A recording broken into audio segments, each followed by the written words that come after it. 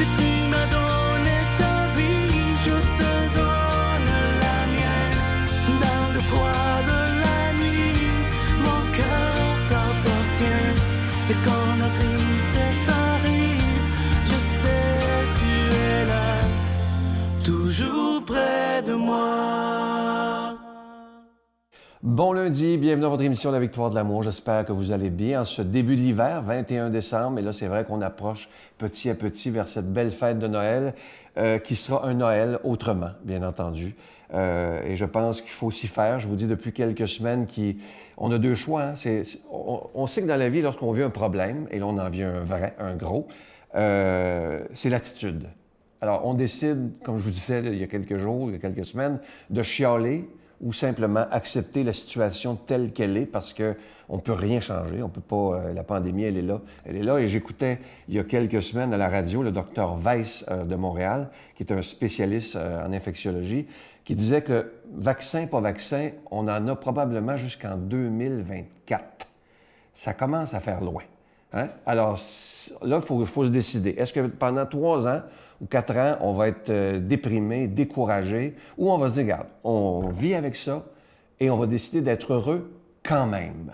Et moi, c'est ce que je nous souhaite. Parce qu'on a cette chance, nous, on a ce privilège, les croyants, d'avoir la foi en Jésus. Ça doit être beaucoup plus difficile à passer cette épreuve-là quand tu crois en rien. Pensez-y, là. Nous, on a cette chance, ce cadeau de la foi, et de dire au Seigneur, bon, on vit ça présentement, on en a encore pour quelques années, mais on va le vivre avec toi. Puis on va le vivre dans la paix, et malgré tout, même dans la joie. Parce que Jésus nous dit dans l'Évangile, et Jésus, c'est pas un menteur, qu'il nous donne une paix que personne ne pourra jamais nous enlever, même dans l'épreuve. Il dit, je vous donne ma joie, et cette joie, personne ne pourra vous l'enlever, même dans l'épreuve. On vit présentement des moments historiques, des moments difficiles, mais on peut choisir, prendre la décision d'être heureux quand même. Et moi, c'est ce que je vous souhaite. Et c'est ce que je me souhaite aussi. Et je fais tous les jours pour dire, des fois, je suis comme vous, hein, des fois, j'en ai par-dessus les oreilles, parce qu'on entend toujours les mêmes nouvelles, il n'y a jamais des bonnes nouvelles. Mais à un moment donné, je me ressaisis, et je dis, non, c'est assez là. J'ai le droit d'être heureux, et je décide d'être heureux, et je demande au Seigneur à tous les jours de m'aider à voir ce qu'il y a de beau et de grand dans ma journée.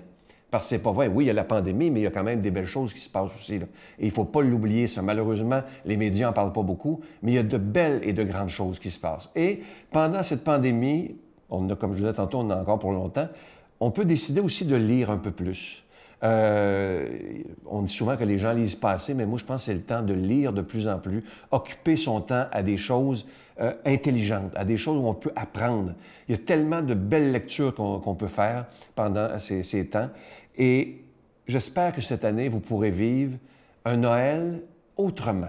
Vous savez que souvent, chaque année, quand c'est un Noël normal, on dit toujours, bon, on va prier pour les gens qui sont seuls, on va prier pour ceux qui se sentent abandonnés. Mais cette année, on est tous un peu plus seuls, parce que ce ne sera pas un Noël avec des gros parties qui n'en finissent plus, là. Vraiment pas même. Mais cette année, il faut accepter de vivre un Noël autrement.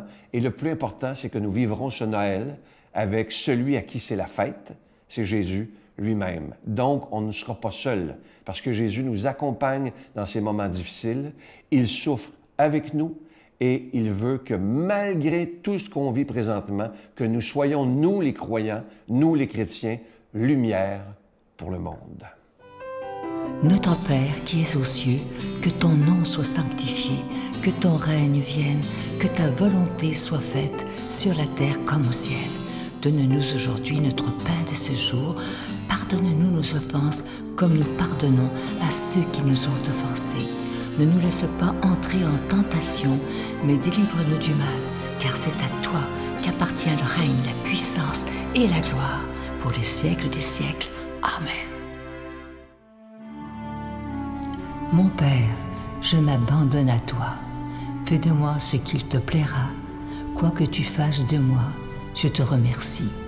Je suis prête à tout, j'accepte tout, pourvu que ta volonté se fasse en moi, en toutes les créatures. Je ne désire rien d'autre, mon Dieu. Je remets mon âme entre tes mains. Je te la donne, mon Dieu, avec tout l'amour de mon cœur, parce que je t'aime, et que ce m'est un besoin d'amour de me donner de me remettre entre tes mains, sans mesure, avec une infinie confiance, car tu es mon Père.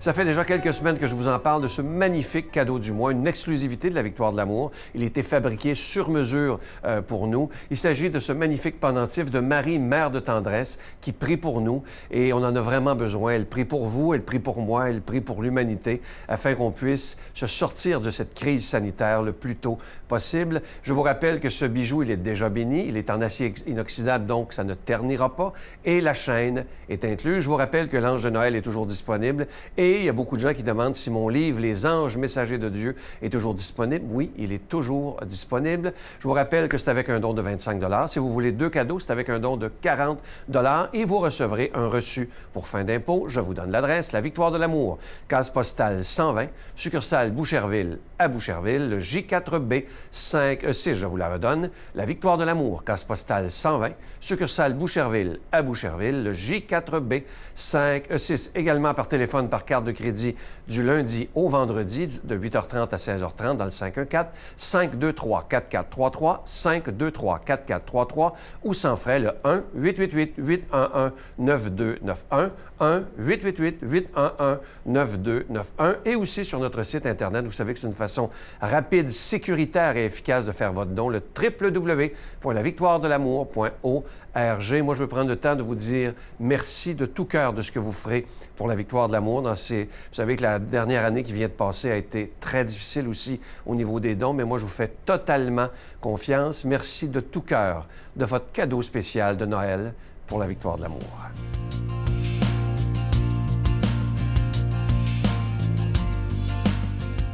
Mon Dieu, donnez-moi la sérénité d'accepter les choses que je ne peux changer, le courage de changer les choses que je peux et la sagesse d'en connaître la différence. Amen. Aujourd'hui, la parole de Dieu est proclamée par quelqu'un qu'on apprécie beaucoup. Il est de Paris, le bon père, Michel Marie.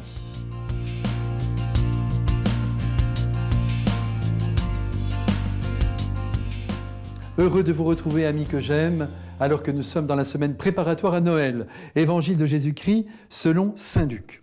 En ces jours-là, Marie se mit en route et se rendit avec empressement vers la région montagneuse dans une ville de Judée.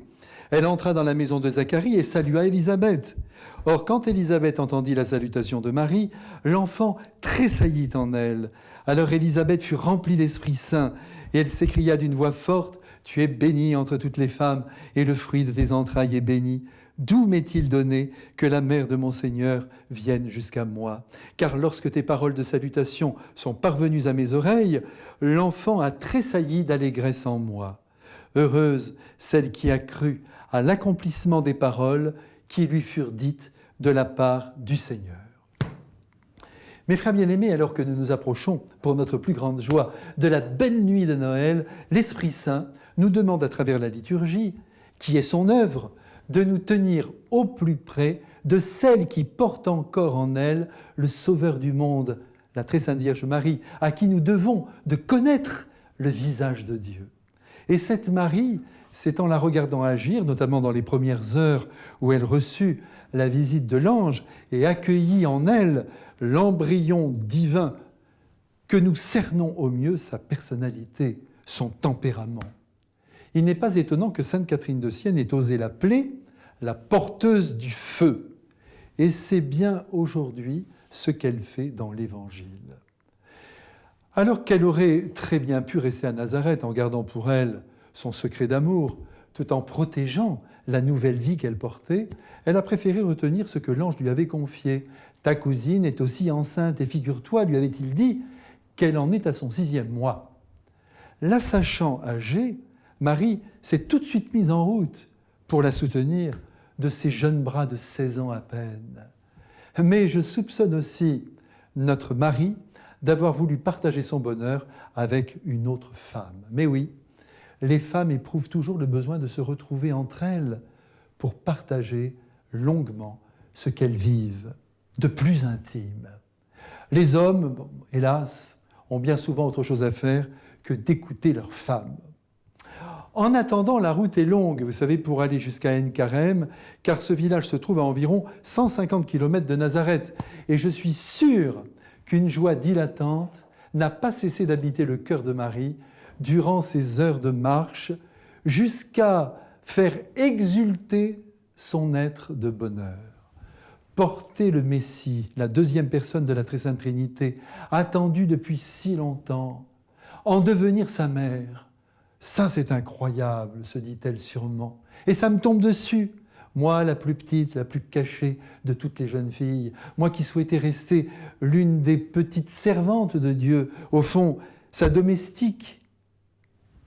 Arrivée devant la maison d'Élisabeth, n'oubliez pas que nous sommes au mois de septembre, par une belle journée de fin d'été, Marie a dû pousser d'un doigt, je l'imagine, le rideau à mouche, et voici les deux femmes les plus comblées de la terre qui tombent alors dans les bras l'une de l'autre. Que voulez-vous, quand Dieu habite un cœur, il le remplit d'amour, pas seulement pour lui-même, mais pour qu'il se déverse sur d'autres cœurs, et avec tendresse, s'il vous plaît, autrement dit avec des gestes, car les mots ne prouvent pas grand-chose. Saint Luc signale alors que Jean-Baptiste, encore embryon, voyez s'il faut les protéger, s'est mis à danser quand la voix de Marie a retenti. Et maintenant, c'est celle d'Élisabeth qui s'exprime avec une déférence impressionnante envers Marie. Comment ai-je ce bonheur que la mère de mon Seigneur vienne jusqu'à moi? Là, nous constatons évidemment qu'Élisabeth a parfaitement compris que Marie porte en elle le Messie, ce personnage mystérieux, issu de la lignée de David, qui doit, lorsque les temps sont accomplis, apporter au monde le bonheur et la paix. Et ces deux femmes, pendant 3 mois, j'en suis sûr, ne vont plus cesser de chanter la victoire de Dieu, autrement dit, la victoire du bien sur le mal. Plus que jamais, mes frères bien-aimés, en ces temps troublés qui sont les nôtres, nous ne devons pas lâcher la main de Marie, et même celle d'Élisabeth, car toutes deux maintiennent en nous, vivante et même pimpante, l'espérance en des jours meilleurs. Dieu aura toujours le dernier mot, voilà la vérité. C'est lui le grand vainqueur, le grand libérateur, l'unique sauveur de cette humanité, souvent imbue d'elle-même.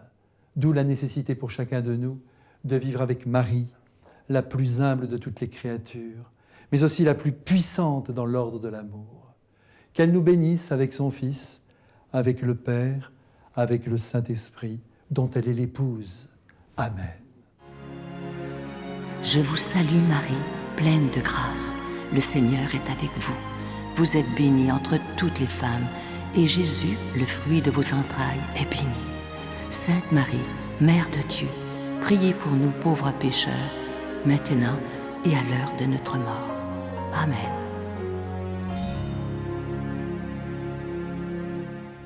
Comme je vous disais tantôt, en ces moments plus difficiles, en ces moments incertains, surtout, il ne faut pas baisser les bras, il ne faut pas tomber en cette période de Noël dans des sentiments de dépression, de déprime. Il faut garder cette espérance, les yeux fixés sur Jésus. Et ça, c'est tellement, tellement important quand on vit des épreuves, et là, on en vit une vraie, de rester vraiment, quand ça ne va pas, rester les yeux fixés sur Jésus lui-même. Lui qui est la lumière du monde, lui qui est le sauveur du monde. Si on s'accroche à lui, je vous promets qu'on ne sombrera pas dans, comme je dis souvent, dans l'hystérie, dans la peur épouvantable et surtout la peur de l'autre. Moi, c'est ça qui me rend triste présentement, c'est qu'avec tous ces mois qu'on vient de passer, il y a beaucoup de gens qui ont peur de l'autre. Et ça, c'est triste. Et j'espère qu'on pourra régler ça un jour, mais restons les yeux fixés sur Jésus, c'est ce qu'il y a de plus important. Fait que les moments qu'on rentre avec l'infirmière, ou des fois que je rentre avec eux, bien, ces moments-là, c'est des moments privilégiés en même temps à vivre avec la personne, parce que tu es là pour donner la petite lumière, la petite chandelle qui brille pour dire « Hey, je suis avec vous, on veille sur vous ».